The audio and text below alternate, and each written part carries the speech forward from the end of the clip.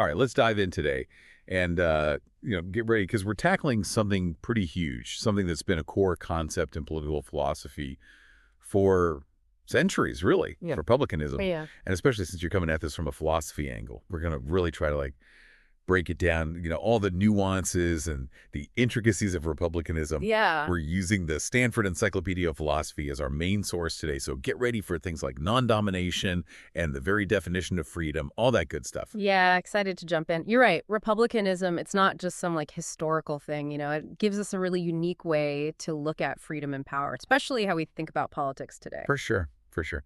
I guess, first things first. What even is republicanism? We hear the word all the time, especially these days, but what does it really mean from a philosophical standpoint? Yeah, that's true. And it's even trickier because the word republicanism can actually mean two different things. First, you have, the historical tradition. We're talking Machiavelli, Montesquieu, even the American founders, guys like that. Their big thing was civic virtue, public service, and how dangerous corruption can be. They were really drawing on those old school classical models of republics. Gotcha. So that first type, classical republicanism, it's all about virtuous citizens and a government that really works for everybody, for the common good. What about that second meaning you mentioned? That second meaning is where things get really interesting, especially for philosophers today. It's what we call civic republicanism. It's like a modern take on that classical tradition, and scholars like Quentin Skinner and Philip Pettit have been huge in bringing this to the forefront. What civic republicanism is really all about is this idea of freedom as non-domination. Okay, non-domination, now we're talking. That definitely needs some explaining. How is that different from, say, the typical liberal view of freedom, like freedom from interference? That's the key question. This is where the philosophy really gets real. So liberals, they usually think of freedom as no outside limits on your actions, right? If no one's actively stopping you from doing something, then you're free. But civic Republicans, they say, hold on, that's not the whole picture. You could have zero interference, but still not be free if you're under someone else's arbitrary power. So it's not just about what you can actually do, but who's really calling the shots, those power dynamics behind the scenes. Exactly. Imagine a slave owner, right? But he's super nice, treats his slaves well, doesn't have tons of rules. A liberal might look at that and say, hey, those slaves are pretty free. They're not facing a lot of interference. But a civic Republican would say, whoa, wait a minute. There's still this massive power imbalance. The slave's entire life depends on the master's good mood, basically. Anything they have could be taken away just like that. They have no power to push back, to challenge that authority.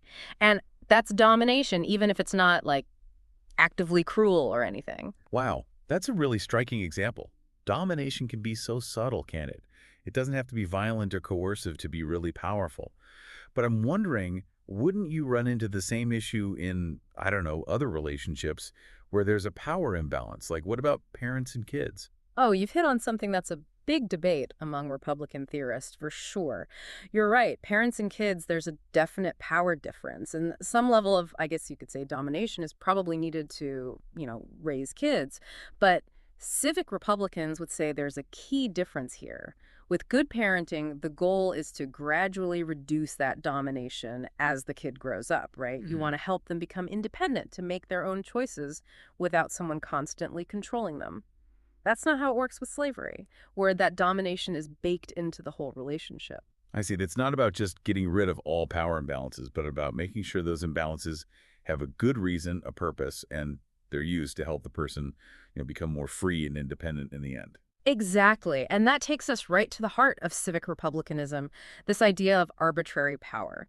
That's where things get really, really interesting, especially from a philosophical angle. I'm all ears. So how do civic Republicans define arbitrary power? It feels slippery. Yeah.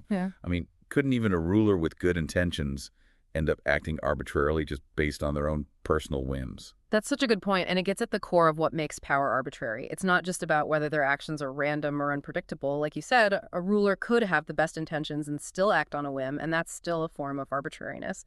For civic Republicans, what makes the difference is whether that power is limited by rules and procedures, things that everyone knows and agrees on, especially those who are being ruled. It's about whether the people have a say in how that power is used over them.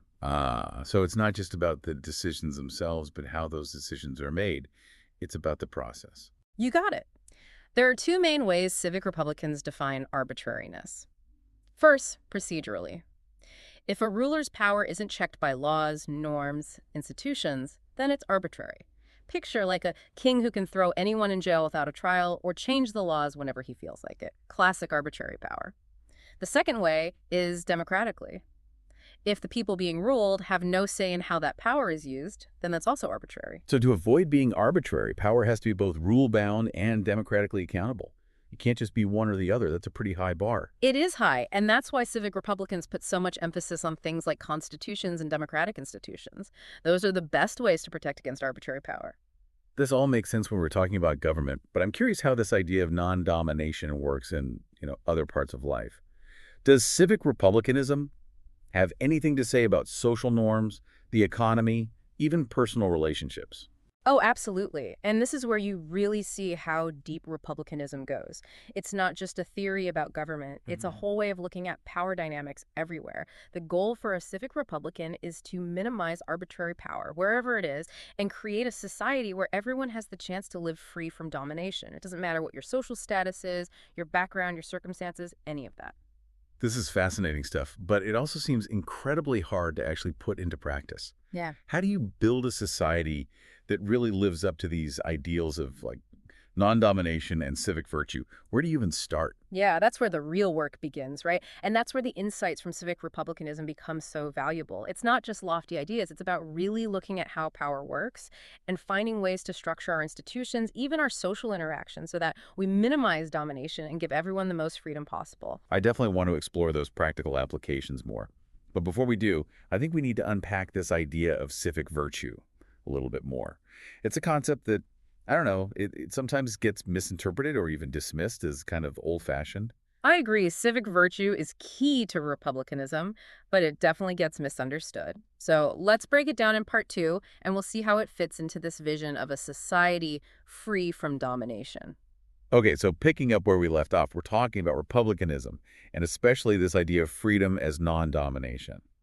But it seems like to actually make that happen, we need more than just the right ideas, right? Right. It's one thing to lay out this ideal of non-domination, but how do you actually make it work? How do you create the right conditions for it? And that's where civic virtue comes in. I gotta say, I've always been kind of iffy on civic virtue. Okay. It seems, I don't know, kind of vague and like asking a lot of people, are we all supposed to be like saints or something, constantly putting the common good above everything else? That doesn't sound very realistic or even appealing, honestly. I get your skepticism, I do. But for civic Republicans, civic virtue, it's not about being some kind of perfect, self-sacrificing person. It's really more about recognizing that for a society based on non-domination to work, people need to act in certain ways, have certain dispositions. Okay, so less about sainthood and more about being a responsible citizen, someone who knows their actions affect other people's freedom too. Exactly. Think about it. What if everyone's always looking out for number one, trying to get ahead, even if it means screwing someone else over? What if corruption is just like everywhere? What if nobody wants to get involved in politics? Well, the whole system becomes really fragile, open to domination. It's like it could all just fall apart. So civic virtue, it's about realizing that our freedoms are all tied together, right? We can't That- just be selfish. We have to do our part to keep the system working, the system that protects everyone from arbitrary power. That's it, exactly. It's being willing to, call out injustice, hold our leaders accountable, participate in building a society that actually minimizes domination. It's a shared responsibility, basically. That makes way more sense.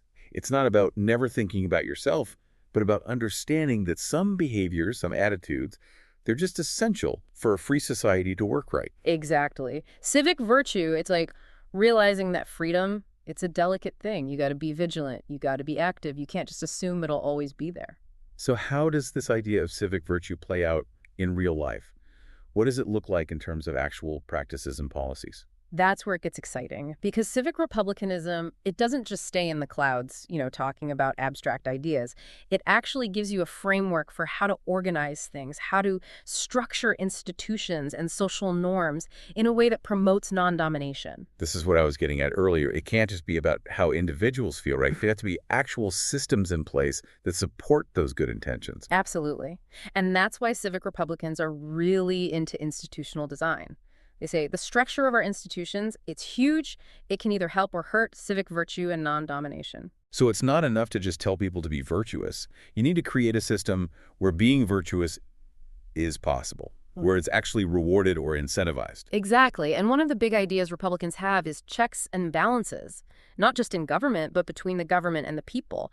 They're all about what's called contestatory democracy, where citizens actually have the power to challenge their leaders, to hold them accountable. That sounds a lot like the ideas behind the U.S. Constitution, right? With the separation of powers, checks and balances, all that. You're seeing the connection. The people who wrote the Constitution, they were heavily influenced by Republican thinkers, especially Montesquieu. They knew how dangerous it was for power to be concentrated in one place and how important it was to divide it up so nobody could become a tyrant. So they built a system where power is always being questioned, debated, negotiated, both inside the government and between the government and the people. Exactly. It's designed to be suspicious of power and to encourage people to participate actively. And that's where civic virtue comes in. In a contestatory democracy, it's both a right and a responsibility to engage in public debate, scrutinize your leaders, hold them accountable. It seems like a system that really relies on people being able to make good judgments, to act for the good of the community. It takes a lot of trust. It does, and civic Republicans place a lot of value on public deliberation, the ability of citizens to come together and reason about what's best for everyone. They believe that through honest debate, even when people disagree, we can reach decisions that are fair and just, that minimize domination. But what about people who try to game the system? Yeah. People who are corrupt, who abuse power. How do you stop that from happening in a contestatory democracy? That's where those institutional safeguards we talked about earlier come in. A good Republican system, it'll have ways to prevent corruption, transparency in government, independent oversight bodies, a free press that can call out those in power, things like that. It seems like republicanism is this balancing act, this careful dance. You have to empower citizens, but also guard against them being manipulated or the system being abused. That's a great point. Republicanism, it's not a simple formula. It's a complex system, a dynamic system. It's about recognizing that power and freedom, they're always in tension, and trying to build institutions that resolve that tension as best as possible to create a society that's just and fair.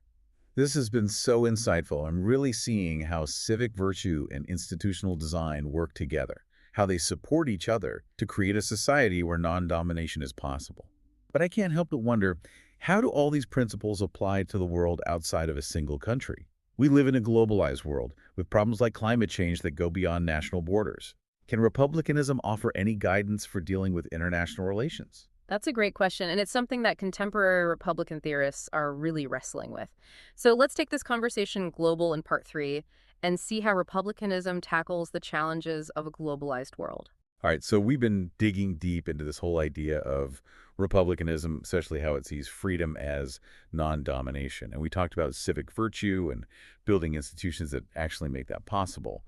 But the thing that keeps coming back to me is, how does all of this fit into, like, the bigger picture, the world beyond just one country? That is the question that's keeping a lot of Republican theorists up at night, I'll tell you. It's tough trying to reconcile this idea of republicanism, which has traditionally been about, a single republic, with a world where power doesn't stop at borders. It's like we almost need a whole new way of looking at it, not just a philosophy for a nation, but for a planet, right? Yeah. Especially with things like climate change, human rights, these giant corporations with more power than some countries. It all feels so interconnected. You're absolutely right. And some Republican thinkers, they say the best way forward is to focus on making individual republics as strong and as free as possible, almost like the building blocks for a better world order. The idea is if each country is truly free from domination internally, they'll be more likely to cooperate with each other, actually solve problems together. It's a bottom-up approach, right? Start with a solid foundation, each nation doing its own thing, right? And hopefully that spreads outwards. But is that really enough? I mean, some problems are so big, so global. Yeah, and that's the big debate. Critics say, hey, just having strong individual republics won't cut it for some things. You need coordinated action, everyone working together. Climate change, for example, it's not something any one country can fix on its own. Which brings us to the idea of global governance. Can you even have something like that and still be true to Republican principles? I mean, wouldn't that just create like a new opportunity for domination, but on a massive scale? That's the million-dollar philosophical puzzle. And some Republican thinkers, they're exploring ways to think about global governance where it's actually accountable to the people, where it doesn't become just another source of arbitrary power. So still using those same ideas, right? Yeah. Checks and balances, transparency, making sure people can actually participate in decisions, Yeah. but doing it globally. That's the idea. Imagine a world where global institutions, they're not just powerful, but they have to answer to the people they affect. Maybe things like, representatives from different countries, or ways for citizens around the world to challenge decisions made by these global bodies. Which makes me think about the whole concept of citizenship, right? Mm. Traditionally, republicanism is all about belonging to a specific republic.